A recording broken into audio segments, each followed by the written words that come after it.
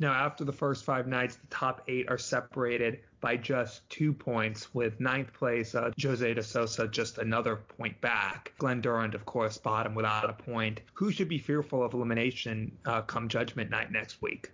Well, I think starting off, you've got to say Glenn Durant is going to be a tough ask for him now to avoid elimination after losing all 5 of his games last week. 5 points from safety, and going to give that word of mention again, that phrase that we like to use on this show, goal differential. His goal differential -24. Gary Anderson, who's currently in 8th place, outside those bottom 2, +1. So it's kind of an extra point, 6 points from safety. And you look at the games that he's got to play next week: Michael Van Gerwen, Jose de Sousa, Peter Wright, Rob Cross. If you're going to back him to get 5 points at least out of that, he may end up needing more points. It is a tough ask. So I think we're going to be saying bye to Glenn Durant after the Judgment Night next week. The next player, though, flip a coin. If you've got an 8-sided coin or a 9-sided coin, that's probably what you're going to need to do, because as we look at the table now, it is very tight. You've got Johnny Clayton at the top on 7.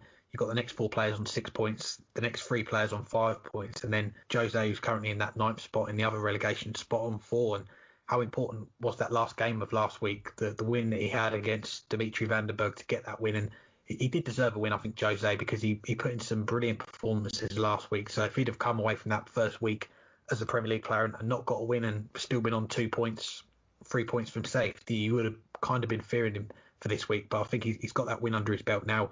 He's got to play Glenn Durant as well, and if Glenn carries on the form that he showed last week, you'd fancy Jose to get that win there. So that's another 2 points you're expecting him to add on to his tally. But I think it's going to be one of them years where we could see someone with 6 points. 7 points maybe might be a bit of a stretch, but we've seen it twice before. Wes Newton and Peter Wright in the early years when elimination was in the Premier League. Someone with 6 points get eliminated. I think that is what we're going to see this year, because as we've seen so far, you've got all the players taking points off each other. You've not got someone that's running away with it. So for me, Glenn's going to be saying goodbye to the Premier League next week. The other player, I really can't call it at the moment. There's a lot of big games next week, and the way that the fixtures have worked out for Monday as well, you've got that bottom 4 after Glenn Durant all playing against each other: Rob Cross against Gary Anderson and James Wade against Jose de Sousa. So I think we're going to need another couple of nights before we can start really making a prediction on who's going to join Glenn going out the Premier League.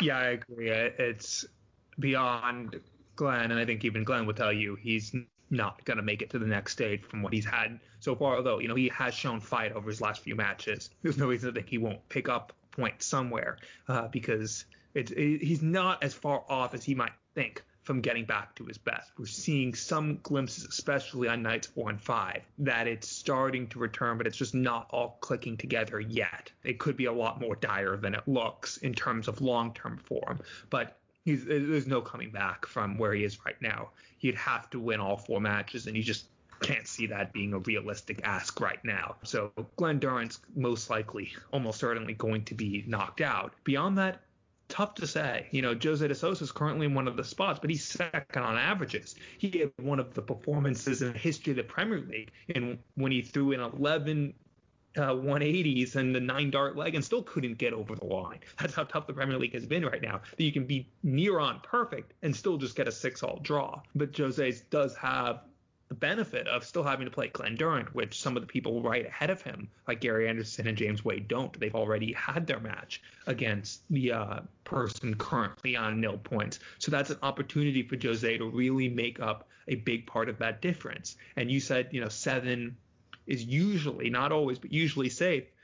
Add the 2 to Jose in that match, he's up to 6. He's almost to where we think it will have to be. You might have to get to 8 this year. 7 might just not go through, and I think that will be the case. I think someone will be on 7 points and not get through. But maybe even 8 won't be enough, but I think that's pushing it. But I think Jose has a big opportunity there. Gary Anderson, it could be him. And there's someone that I said at the beginning. He's definitely played better than we were seeing from him last year, even though it's weird saying that about a World Finals. But again, he's played Glenn Durant already, and he has that big match on night 6 against Rob Cross, who I've said do not write off Rob Cross. And Rob Cross has so far proven me right. He still couldn't go out. He's still only 1 point clear. But Rob Cross has shown that last year was a blip. He's not back to his best. He's nowhere near back to his best. But even him being nowhere near back to his best is still capable of mid-table in the Premier League. That's a huge match. And the loser of that match, I think, goes out. We'll get to our picks in a second. But I think it's going to be either Rob Cross or Gary Anderson who gets relegated, and night 6 is going to go a long way to deciding which of those two it'll be.